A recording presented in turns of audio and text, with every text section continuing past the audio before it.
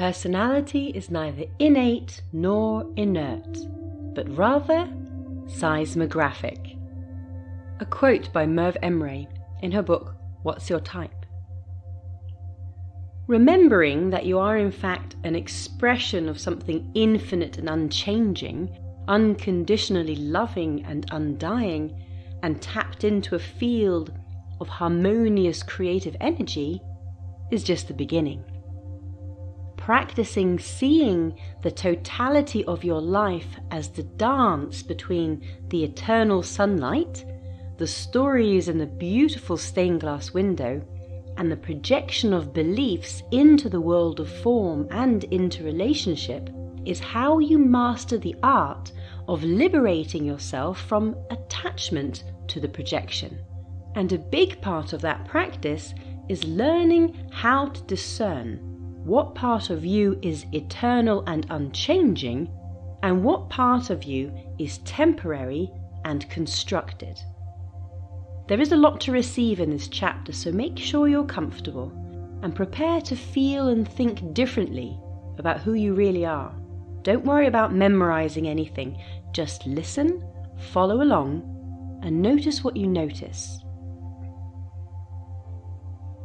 A fine-tuning of your mastery is in the subtle noticing of whether your way of being is natural and essential, or whether it's justified from reasoning or trained or learned or adopted. If it's the former, then it's coming from a field of truth, and if it's the latter, it's coming from the manifested structure, in which case it's unstable and subject to change. It's a very subtle difference and not easy to begin with to discern. But think of it this way.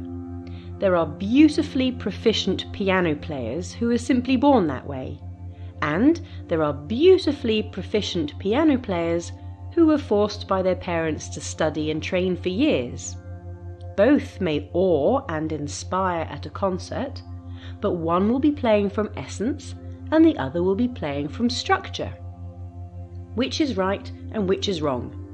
Neither nor. But it is fair to say that one will have had a smoother ride of it. When we begin to instantly discern whether the mental, emotional or behavioural pattern we're engaging in is something from our nature or something from a constructed form identity, then we're free to allow those patterns to become malleable and shift. It's like the difference between a home and a house. Home is an internal quality, a sacred belonging, and a house is a structure. There's nothing wrong with having a house, a structure that we use to shelter the home, but your housing needs might change over time to better accommodate your home. And if you get too stuck in your house, too attached to the building itself, and you start to believe that the house is what home is, then you might never notice how inappropriate the structure really is for the changing environment and the changing needs of the occupant. In fact, you'll end up losing everything that matters, fighting to the death to defend it. But if you're aware of where the house ends and the home begins, then you're liberated to make gentle and smooth shifts as time goes by and your understanding of home deepens and unfolds. The same is true for your personality, or I prefer to call it way of being. It is a constructed part of you, but it is not dangerous and you don't need to destroy it. Just be aware of where it ends and you begin. The most beautiful piece of creative writing I've ever read was from an extract of my husband's memoir. A memoir is both a story and an expression of truth, just like a person is.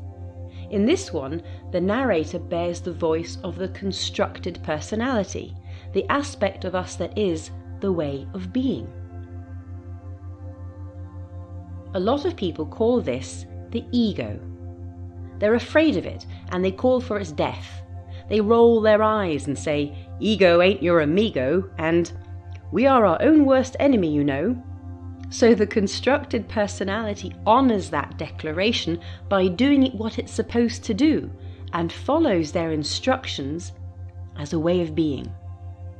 Together, the self and the ego meet life with choices that defy their own wisdom in a self-sabotage that may even be revered.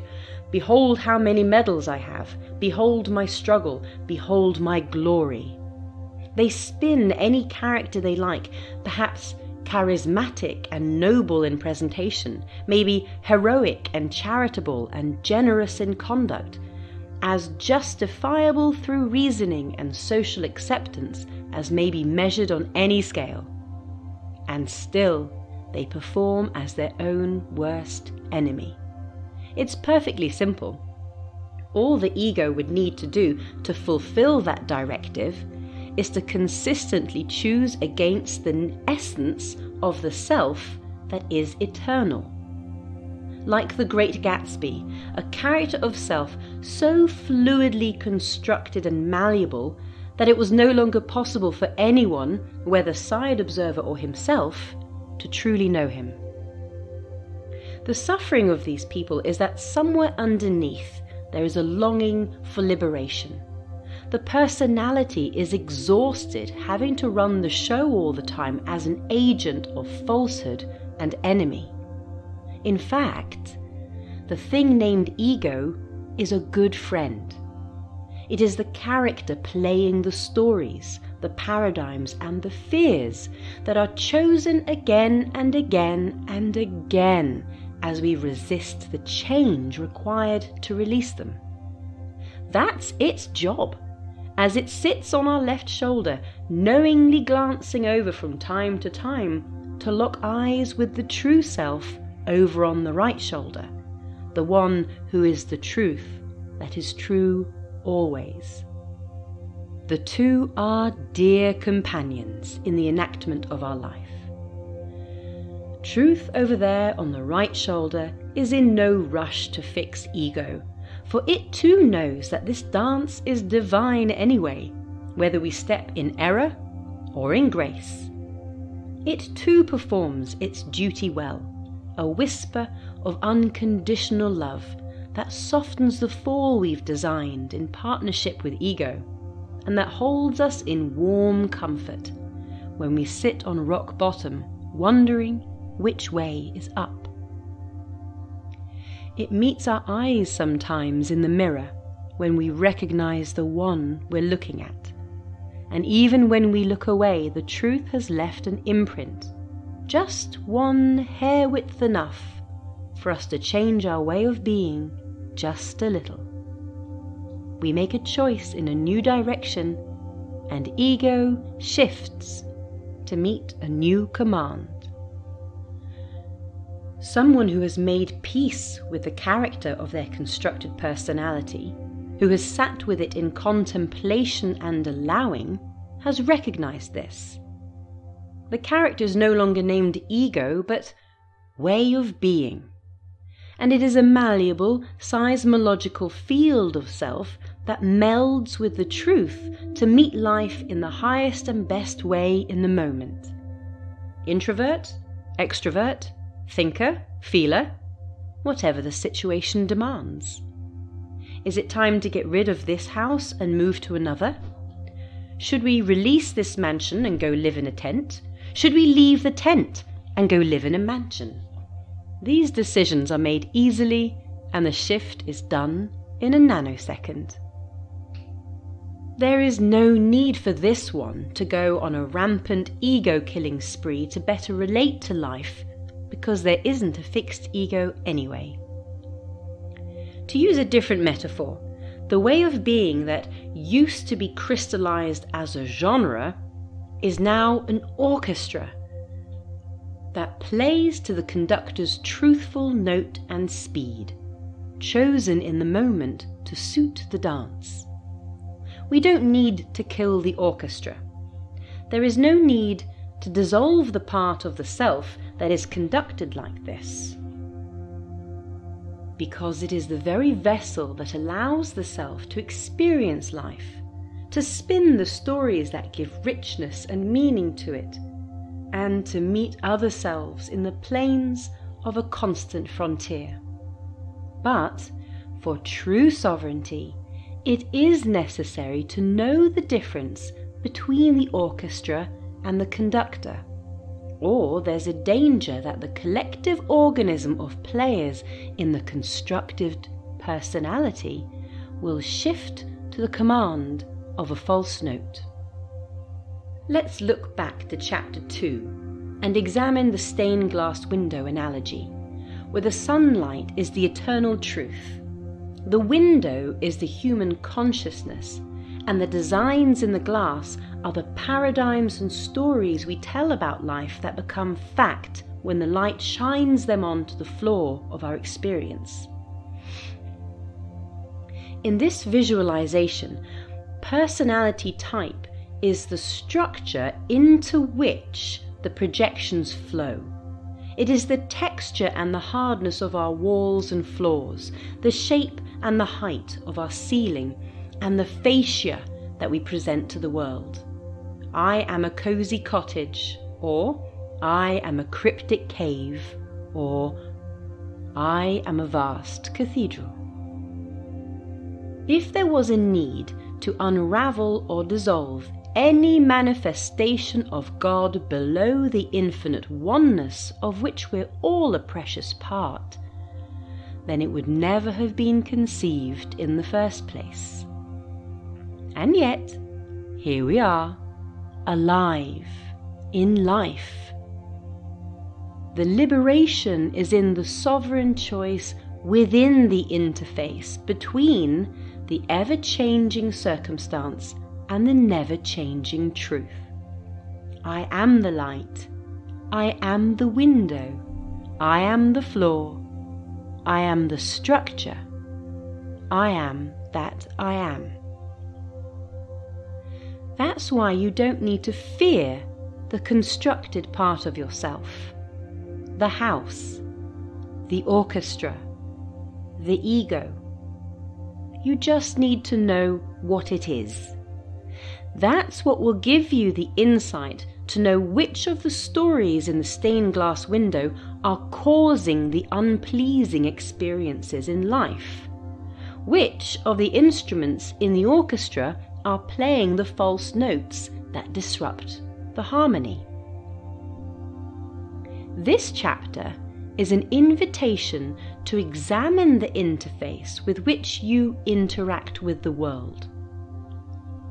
A wonderful starting point for transformation is understanding the key elements that make up the way you engage with yourself, people, circumstances, thoughts and feelings.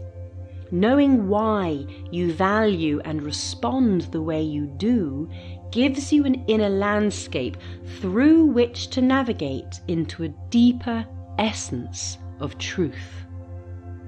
The way we're going to do this is with a guided exploration of yourself to map out some of the macro pieces of your personality. This gives a strong bridge towards the self, beyond personality and identity, and into the highest aspect of you that is unchanging and a natural essence of what you are. This meditation is a very basic map of personality. It's built on early behavioral theories developed by Carl Jung, and it helps us practice feeling what is mostly like essence and what is mostly like intellectual justification. And yet, as soon as our discoveries become an identity in themselves, there's also a danger that we use our personality type as a golden calf to justify a crystallization of expression. I am an extrovert or I am an introvert are no more useful than I am a toad as affirmations in the quest for truth.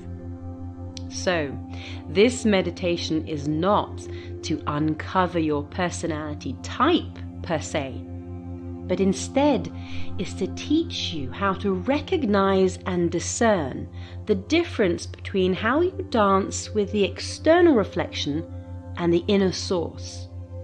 The way you step in that unique dance that you create with your life, which will help you know how personality type has solidified certain stories in your life, and how to use it to gain deeper mastery over your choices in how to respond to the world.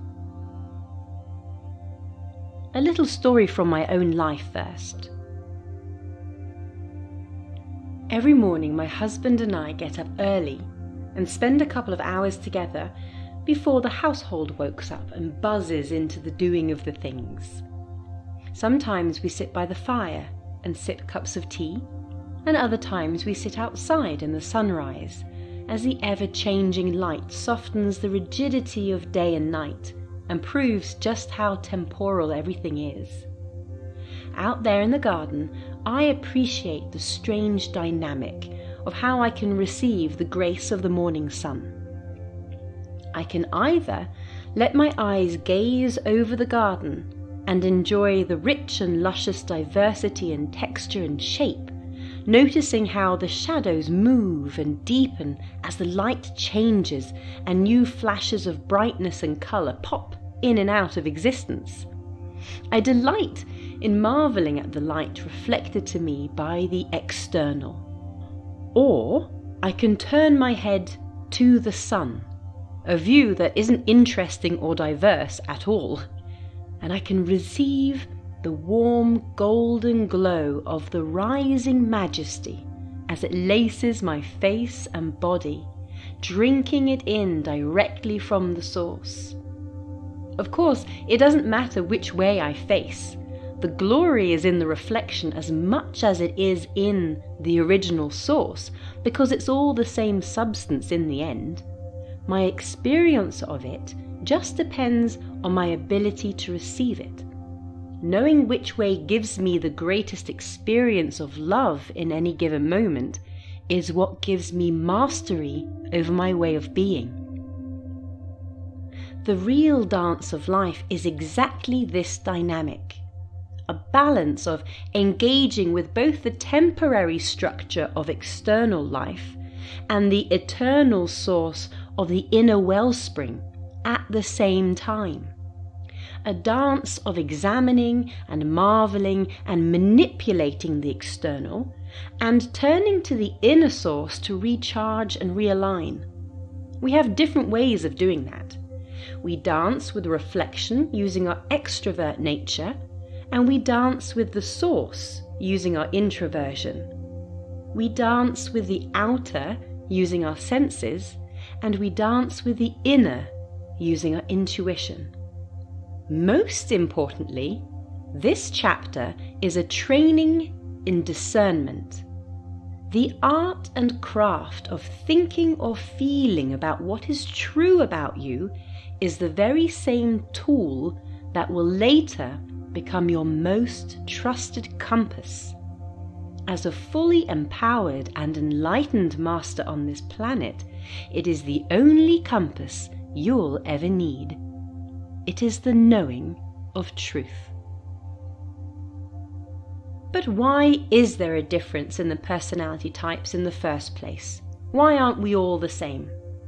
The answer is simple, and we all know it. Nature demonstrates it to us all the time. Symbiosis in diversity is much more successful as a flow of least resistance compared to monotony and monopoly. It takes a lot less effort to grow a meadow of 7 billion unique seeds than to put together an intricate clockwork of 7 billion cogs. The different traits and preferences that we hold as our way of being influence and guide our choices, from how we think to how we feel, and certainly what we put our hands to. That's why some become nurturers and some become builders, and there's a graceful dance in how all the needs of a collective society will be met when each follows the natural call of their soul. Without personality, what would be the impetus for anyone to follow any path in life other than the need for survival? With personality preferences, we glide as a way of being in a symphony of human interaction along a path that gives us deep fulfillment and serves humanity as a whole. Getting to know who you are brings the liberation in knowing that you have a right to be that. I'm going to present a series of dichotomous personality traits. In each dichotomy, you will recognize yourself in both options. Your mission is to notice, is this recognition coming from an essence, or am I justifying or using logic and reasoning to prove that I fit the bill? For example, if I offer you two options and your heart immediately leaps at option A, but then your brain says, but actually, whenever the weather is bad, B would be better, and in fact B was the way we always did it on Wednesdays, and that was a lot more useful than A, so B certainly makes a lot more sense. So yes, I really do enjoy B, so let's go with B. Then you can be pretty sure A is your essence and B is constructed. But it's not necessarily the first answer that is the truest. Automatic response is often from ingrained programming, and even if you immediately choose A, and after meditating on them both for a while, you might notice the stir of a neglected but innocent delight in the other option. The craft is in getting very good at knowing which is which, and there is no right or wrong answer. Explore these aspects of yourself with curiosity rather than judgment. Once you can see yourself clearly, you will be fully self-aware, and you can create a more content and joyful life with a lot more harmony in your relationships, both with yourself and with others. Now, with that in mind, settle into yourself, grounding into your life, into your body. Breathing deeply now and calmly, let yourself now be guided into a recognition of how you move in this world.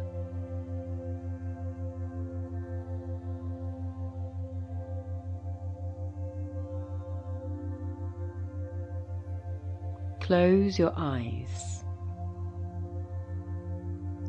Your awareness slides gently into the inner darkness and stillness. The muscles relax in the scalp and the face, the neck and the shoulders, the upper body and the hips, thighs, ankles and wrists, toes and fingers. The body is free. It's not needed for this, it can rest. What is needed is your mind's eye, your third eye, the aspect of yourself that knows beyond the known and sees beyond the seen. The eye that can tell truth from falsehood. It may be sharp or maybe a little blurry, but it is awake in you as it is in all.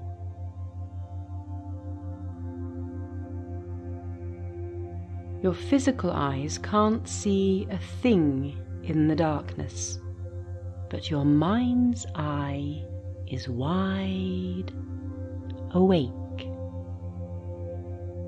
There may be shapes or colours, there may be fully formed visions, there may be no visual imagery at all. It doesn't matter, because the mind's eye works differently in all people. What it does is no.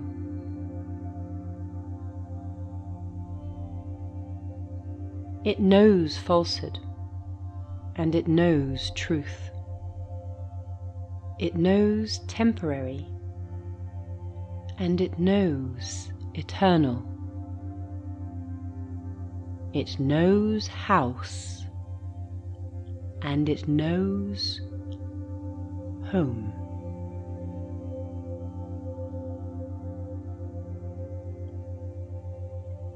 Now, in your imagination,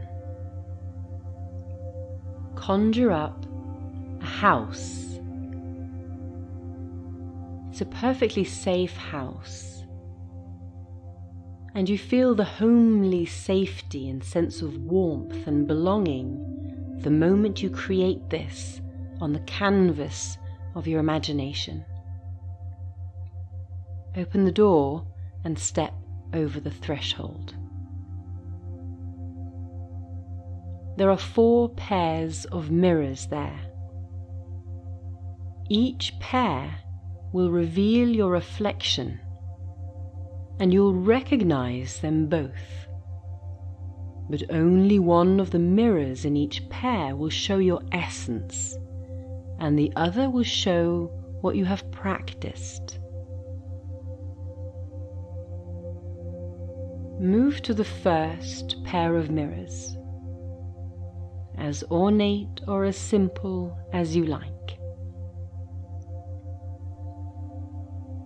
This pair of mirrors shows you how you connect with yourself and the world of your lived experience. This is the dichotomy that we call extrovert and introvert. Now, this has nothing to do with how talkative you are, or whether you're a loner, or the life of the party. It has to do with where you plug back into the essence that revitalizes and reinvigorates your knowing of yourself. The first mirror is titled Extrovert. It shows you your extroverted self, the one that finds solace in the conversations and interactions with others, in the storytelling and in the laughter, the one that finds comfort in the embrace of other people's energies and the sweet validation of yourself in their love for you. The other mirror is called introvert.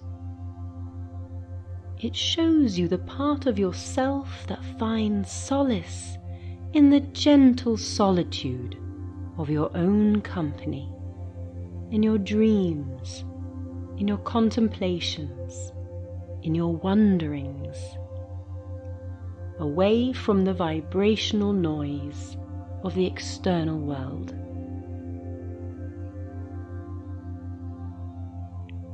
You immediately recognize both reflections. Breathe deeply. Don't look for evidence or facts in your life to confirm one or the other, but instead discern which feels truest, most peaceful, most invigorating. Extrovert or introvert? Which reflection feels like home, and which reflection feels like house?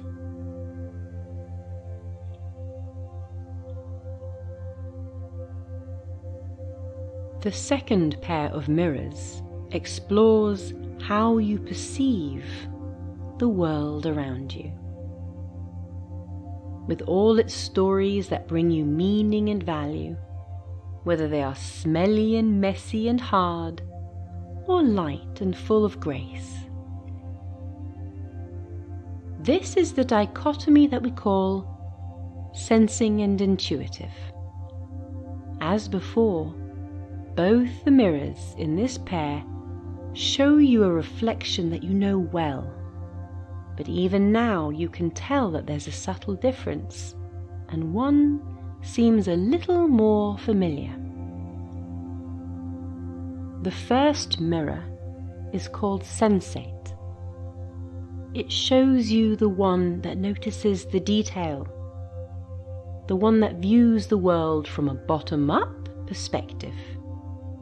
You quickly pick up on what is being transmitted to you through your senses. You feel people's energies viscerally.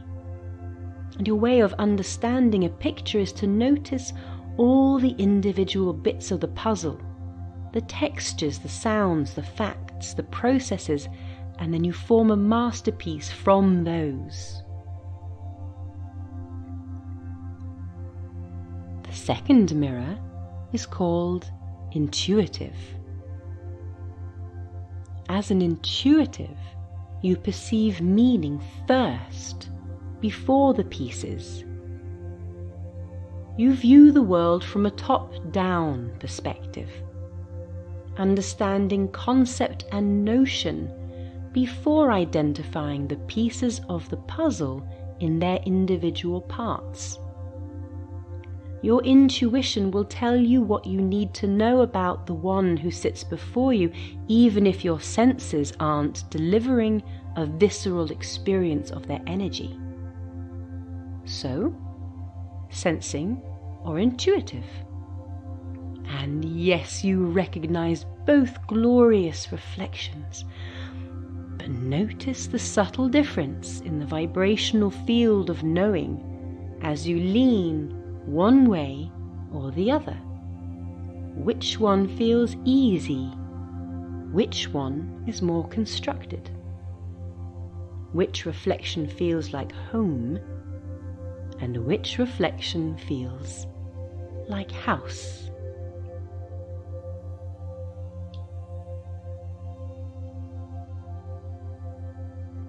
Now we move to the third pair of mirrors.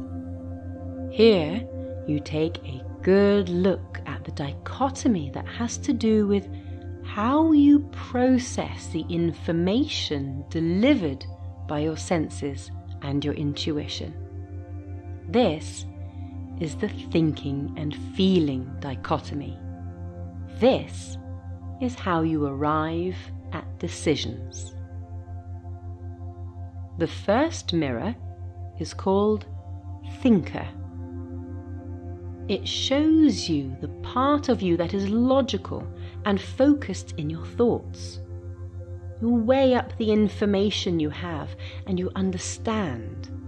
You'll use cognitive calculations to steer your ship one way or the other. You contemplate and you wonder. You ponder things, mulling them over with enjoyment or perhaps anxiety.